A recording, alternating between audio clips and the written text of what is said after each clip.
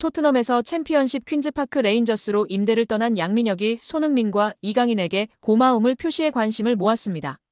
영국 TVR 풋볼은 유튜브 채널 슈퍼러브를 인용, 양민혁이 QPR로 임대를 가기 전 손흥민에게 받은 조언을 이야기했다고 전했습니다. 양민혁은 슈퍼러브를 통해 흥민이 형과는 당연히 같은 팀에서 같이 생활했다. 훈련이 끝나고 같이 밥 먹고 냉탕도 항상 같이 했다. 타지에서 같은 팀 선배로서 많은 도움을 주셨다면서 임대 가서도 다치지 말고 경험 많이 쌓고 돌아오라고 했다고 밝혔습니다. 양민혁은 지난 2024년 K리그 강원FC에서 고교생 신분임에도 38경기에서 12골 6도움으로 강한 인상을 남겼습니다. K리그 1 역사상 최초 고교생 신분으로 프로 선수가 된 양민혁은 시즌 중이던 지난해 7월 토트넘과 계약해 주목을 받았습니다. 아직 어린 선수다. 프리미어리그의 높은 수준에 적응하기 위해서는 시간이 필요하다는 포스테코글루 감독의 말처럼 양민혁의 토트넘 데뷔전은 좀처럼 쉽지 않았는데요. 손흥민도 양민혁에게 부담을 주지 말아달라고 당부한 뒤 양민혁은 K리그 첫 시즌 12골과 도움을 많이 기록했고 밝고 두려움이 없는 선수라고 간주했습니다. 또 그는 양민혁이 팀에 합류하게 돼 기대되며 내가 도울 수 있는 부분은 돕고 싶지만 압박을 주지 않아야 한다면서 축구가 그에게 가장 중요하다고 덧붙이기도 했습니다. 결국 양민혁은 경험을 쌓기 위해 QPR로 임대 이적하기로 했습니다. 요한 랑게 토트넘 테크니컬 디렉터는 제게 있어 임대 시장은 선수들의 성장에 있어 매우 중요한 단계라면서 프리미어리그 데뷔를 한 선수들의 80% 이상이 임대를 경험했다고 밝혔습니다. 양민혁은 이강인의 이름도 언급했는데요. 한국 축구대표팀에서 이강인과 인연을 맺은 양민혁은 여기 와서 강인이 형이 되게 많은 도움을 주신 것 같다. 고마움을 전하기 위해 이렇게 방송을 통해 이야기한다고 밝혔습니다. 이어 형이 새해에 먼저 연락을 주셨다. 선배가 후배에게 먼저 연락 주기가 쉽지 않다면서 강인 이 형이 왔는데 어려움은 없냐. 자신감 가지고 너 하고 싶은 대로 하면 분명. 내가 좋은 위치에 원하는 위치에 갈 수 있다 등의 조언을 많이 해줬다고 마워했습니다. 양민혁은 국가대표팀에서 잠깐 봤는데도 기억해주고 정말 잘 챙겨줘서 너무 감사하다고 덧붙여 이강인에 대한 감사도 잊지 않았습니다. 파리 생제르맹이 막대한 금전적 손실을 기록할 것으로 보입니다. 영국 매체 골닷컴은 유벤투스는 내년 1월 랑달콜로 무하니를 영입하는 것을 목표로 삼고 있다. 구단은 무하니가 악몽 같은 PSG 생활에서 벗어날 수 있도록 도울 준비가 되어 있다고 전했습니다. 1998년생 프랑스 국적의 무하니는 전 유럽이 주목하는 공격수였는데요. 그는 독일 분데스리가 소속 아일라우트 프랑크푸르트를 통해 자신의 재능을 입증했고 일찍이 유럽 다수 구단의 관심을 받았습니다. 본격적으로 궤도에 오른 것은 2022년도 시즌인데요. 그는 공식전 46경기에 출전해 23골 17도움을 기록하며 구단 에이스로 자리 잡았습니다. 리그 기록만 한정해도 32경기 15골 14도움이었습니다. 결국 그는 지난 시즌에 앞서 PSG의 레이더망에 포착했습니다. 프랑스 대표 구단인 PSG는 국가대표 공격수를 영입하기 위해 9,500만 유로 약 1,423억 원라는 거액을 투자했습니다. 투자한 금액만큼 기대도 컸으나 결과는 참혹했습니다.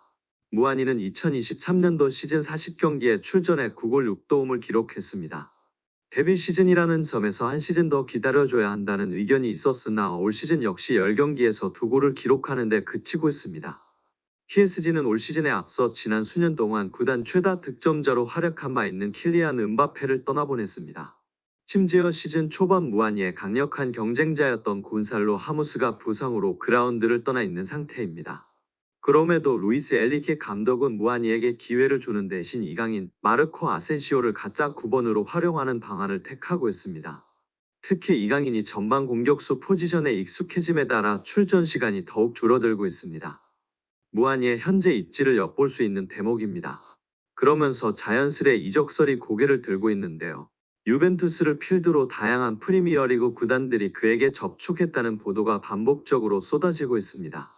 다만 문제는 금액인데요. 매체는 무하니의 최대 몸값을 4천만 유로 약 600억 원 수준으로 보고 있습니다. 무하니가 PSG의 유니폼을 입었을 당시와 비교하면 절반 수준에도 미치지 못하는 금액입니다. 파리 생제르맹에서 활약 중인 이강인의 미래가 더욱 밝아질 것으로 보이며 화제입니다. 나세르 알켈라이피 PSG 회장이 어린 선수들이 주축이 된 팀을 만들겠다고 공언했기 때문인데요. 유럽 축구 전문기자 파브리치오 로마노에 따르면 알켈라이피 회장은 우리는 앞으로 6에서 8년 더 함께 뛸 수 있는 팀을 만들고 싶다라며 유럽 축구연맹 챔피언스리그 8강팀 중 가장 어린 팀을 보유하고 있다. UEFA 클럽 랭킹 10위 안에서도 가장 어리다. 정말 자랑스러운 일이다라고 말했습니다. 현지에서는 알켈라이피 회장의 발언에 대해 미래 자원들로 리빌딩에 착수할 거라고 선언한 것으로 보고 있습니다. 킬리안 음바페가 떠난 후 새로운 청사진을 그리고 있다는 분석입니다. 영국 비사컨은 PSG의 알켈라이피 회장은 장기 프로젝트를 그리고 있다. 앞으로 6년, 7년, 8년은 뛸 수 있는 젊은 선수들을 중심으로 팀을 개편하고자 한다라며 알켈라이피 회장의 최근 발언은 과거 음바페를 지키려고 했을 때의 발언과 상당히 대조적이다라고 전했습니다. 이어 PSG는 새로운 시대를 준비하고 있으며 음바페는 팀 계획에서 점점 사라지고 있다. 레알 소시에다드와의 챔피언스리그 16강전에서 결정적인 역할을 했지만 PSG는 선수들이 음바페가 없는 상황에 익숙해지도록 음바페에게 부수적인 역할을 맡기고 있다라고 덧붙였습니다. 게프폴뉴스 프랑스 또한 알켈라이피 회장은 파르크 데 프랭스에서 새롭고 젊은 장기적인 프로젝트를 강조했다.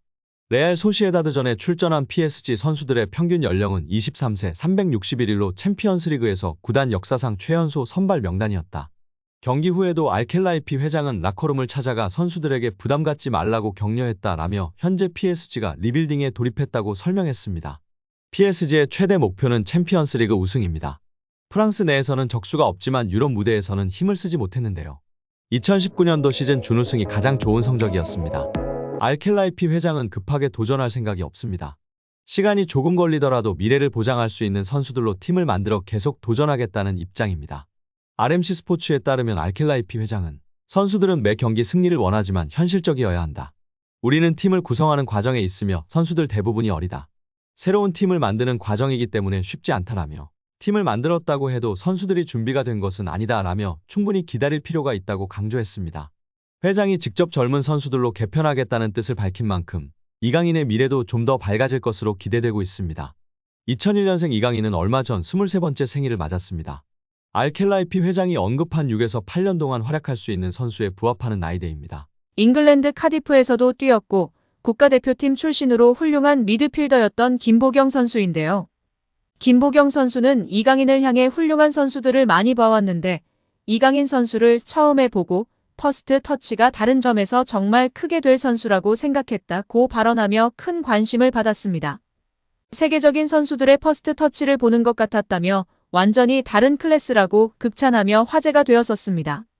큰 키로 킥앤러쉬의 대표주자이자 국가대표 출신의 김신욱 선수는 이강인 선수가 어릴 때 대표팀에 만났었는데 같이 벤치에 있던 시간이 많아 자주 어울리고 대화를 많이 했었다.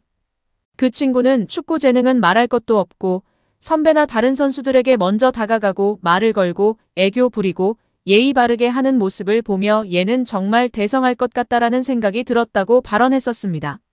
발렌시아의 유스 코치이자 현재는 바르셀로나 유소년 디렉터를 맡고 있는 모촐리 코치는 이강인의 왼발은 왼손처럼 정확하다. 그의 재능과 플레이 스타일은 다비드 실바를 닮았다. 실바와 같은 레벨까지 성장할 선수라고 확신한다고 극찬하기도 했습니다. 발렌시아에서 함께 성장한 페란 토레스는 이적 직후 주장인 파레오를 중심으로 한 일부 베테랑들이 나와 이강인을 의도적으로 괴롭히고 따돌렸다고 폭로하며 주목을 받았습니다. 이후 이강인을 향한 구단의 기다림과 대우가 아쉽다. 이강인에게 충분한 기다림과 출전 시간을 보장해줘야 한다. 그의 재능에 맞게 대우해야 한다고 발언하기도 했습니다. 고 유상철 감독은 7살의 이강인을 처음 보고 지금까지 이강인과 같은 아이를 본 적이 없었다. 정말 엄청난 재능이라며 극찬했었습니다. 이후 방송이 종료된 이후 개인 아카데미인 UBFC에서 따로 이강인을 계속해서 지도했고 이후에는 인천의 축구 명문 초등학교 진학을 도왔고 스페인 유학을 권유한 것으로 알려져 있습니다. 또한 마요르카 동료였던 무리키는 인터뷰에서 이강인과 함께한 것을 영광이었다고 말할 날이 반드시 올 것이라고 확신한다고 발언하며 이강인에 대한 애정과 존중이 묻어나는 발언을 하기도 하였습니다. 최용수 감독은 이강인에 대해 걸출한 대단한 물건이라고 했습니다. 현역 시절과 비교했을 때 비슷한 선수를 찾아달라는 질문에 최 감독은 내 시절에는 그러한 선수가 없었다. 굳이 찾자면 고종수, 윤정환, 일본의 나카무라 슌스케를 들 수 있다며 안정감 있게 경기 운영을 하는 면이 닮았다고 밝히며 화제가 되기도 했습니다. 윤정환 감독은 이강인에 대해 제대로 경기를 본 것은 국가대표팀 경기가 처음이었다. 엄청난 퍼포먼스였다. 경기장 모든 선수를 통틀어 이강인밖에 보이질 않았다. 고 발언했습니다. 이전의 패스마스터로서 이강인의 패스에 대한 평가 질문에는 현역의 나보다 나은 것 같다. 패스는 노력이 아닌 감각과 재능이다라고 발언하기도 했습니다. 오늘 영상은 여기까지입니다. 끝까지 시청해주셔서 감사합니다. 늘 건강하시고 더 좋은 영상으로 찾아뵙겠습니다. 구독과 좋아요도 잊지 마시고 부탁드립니다. 감사합니다.